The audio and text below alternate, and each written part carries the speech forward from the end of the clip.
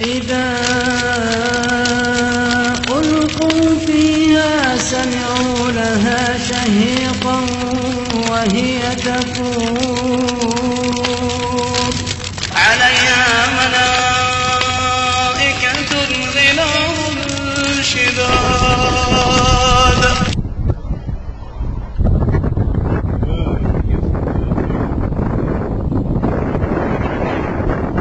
Et n'oublie pas, et je parle particulièrement aux jeunes, aux personnes âgées aussi, mais particulièrement aux jeunes, que ceux qui aiment la mixité, que ceux qui aiment, je parle de la mixité illicite bien sûr, car il y a deux types de mixité. La mixité illicite, ceux qui aiment se mélanger avec les femmes étrangères, ceux qui aiment faire al-haram, ce qu'on appelle le zina, la fornication, et que quand tu lui dis ittaqillah, ka'anna al-amra la ya'ni, comme si ça ne le concernait pas, il minimise les grands péchés, particulièrement la fornication. Ceux qui aiment s'enfler d'orgueil, nous leur disons ahibbati fillah, écoute le hadith du prophète alayhi afdalus salatu wa askat taslim kama fi sahih.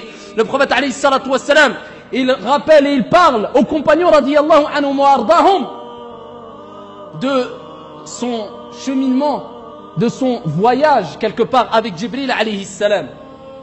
Et quand il a vu plusieurs personnes qui étaient châtiées, qui recevaient des châtiments, et Jibril alayhi salam lui expliquait, ceux-là ce sont ceux qui ont fait kada wa kada, ceci et cela. Un jour il est passé, il était avec Jibril alayhi salam, et il passe et il entend des sortes de vacarmes, ici du chahut, des cris, et il voit une sorte de four, kama ja'a fi sahih.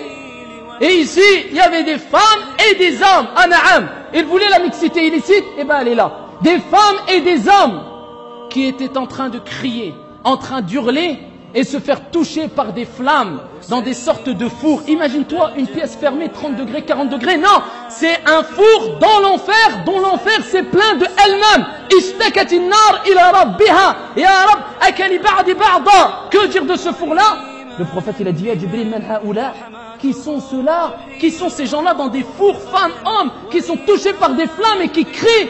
Et le prophète alayhi salatu wassalam, il a entendu ces paroles de Jibril alayhi salam qui lui a dit, ce sont les fornicateurs et les fornicatrices. Et ensuite les gens, ce n'est pas grave, faut pas exagérer. Ya akhi, je suis dans le haram, je veux faire le halal. On dirait c'est un distributeur maintenant la religion. Tu veux quoi? Tu tapes halal, tac, tu tombes, hop, ça y est, t'as un papier, j'ai fait le halal, j'ai rendu halal ma situation.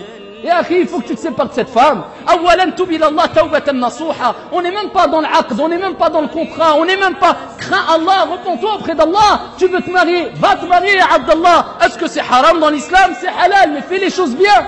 Tu veux te marier à 18 ans, fais-le. Tu veux te marier, ceci est illicite, mais délaisse le haram. Oui, d'accord, mais bref, comment on fait le halal? Les gens ne craignent pas Allah. Les gens, ce n'est pas, et nous, et moi le premier, c'est pas, on vit pas avec les versets, les hadiths. Des gens, on les connaît pas, ou on les connaît à peine. Comment voulez-vous qu'on vive vraiment avec les hadiths? Combien de sahaba, combien de salaf, ils pleuraient quand ils entendaient وَلَا يَزْنُونَ وَمَنْ يَفْعَلْ ذَلِكَ يَلْقَى أَثَامًا يُضَاعَفْ لَهُ الْعَذَابُ يَوْمَ الْقِيَامَةِ وَيَخْلُدْ فِيهِ مُهَانًا إِلَّا مَنْ تَابَ.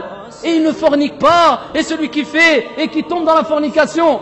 Et bien sûr, avant Allah, il parle de celui qui a tué une âme qu'Allah a rendu sacrée, sauf de bon droit, ou sauf avec un droit. Et le prophète, et Allah Azza wa Jalla dit, يُضَاعَفْ لَهُ الْعَذَابُ يَوْمَ الْقِيَامَةِ. Leur châtiment sera doublé au jour de la résurrection. Ce n'est pas un jeu. Voilà, hibbati fillah, ce que le prophète alayhi salatu wa salam a vu, ce que le prophète a entendu.